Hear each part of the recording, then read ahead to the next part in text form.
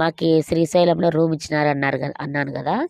అయితే మా పెద్ద మరిది వాళ్ళు సంవత్సరం వాళ్ళకి బియ్యం ప్యాకెట్ ఎత్తిస్తారు.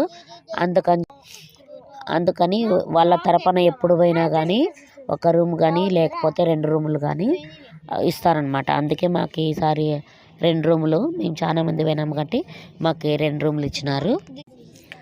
అయితే ఈ అడవిలో చాలామంది పులులు, సింహాలు, జింకలు అని ఉంటాయని చెప్పి జాగ్రత్త అని బోర్డు పెట్టినారు. మాకైతే ఈ కోతులు తప్ప ఏంది కనపడలేదు. ఇంకా అన్నం చాలా మిగిలిపోయింది. భోజనాలు కూడా వాళ్ళే పెట్టినారు శ్రీశైలంలో, అంటే రూములు ఇచ్చినారు కాబట్టి. అందుకే అన్నం చాలా మిగిలిపోయింటే వస్తూ కోతులు పెడదామని చెప్పి నిలబెట్టినాము. నా గొంతు పోయింది, అందుకనే వాయిస్ సరిగ్గా రాలేదు.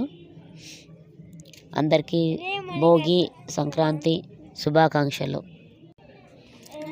అయితే మేము శ్రీశైలంతో పాటు మహానంది, యాగంటి, ఇంకోటి ఏందమ్మే ఆవోలము, ఇంకోటి ఏందమ్మే సిరి, ఇంకో ఊరి అది మనం పోయిండేది మళ్ళీ మహానందికి పోయినాము. ఇవన్నీ తిరిగి వచ్చాక మాకు 2 రోజులు పడింది. అయితే ఈరోజు వచ్చినాను, అందుకని ఇంక ఈ వీడియో ఈరోజు అప్లోడ్ చేసిన. చాలా వరకు వీడియోలు పెట్టినాను, అప్పుడప్పుడే పెట్టేసినాను, కానీ ఈ వీడియో ఇప్పుడు పెట్టినాను. ఇప్పుడు ఇంటికి వచ్చినాము.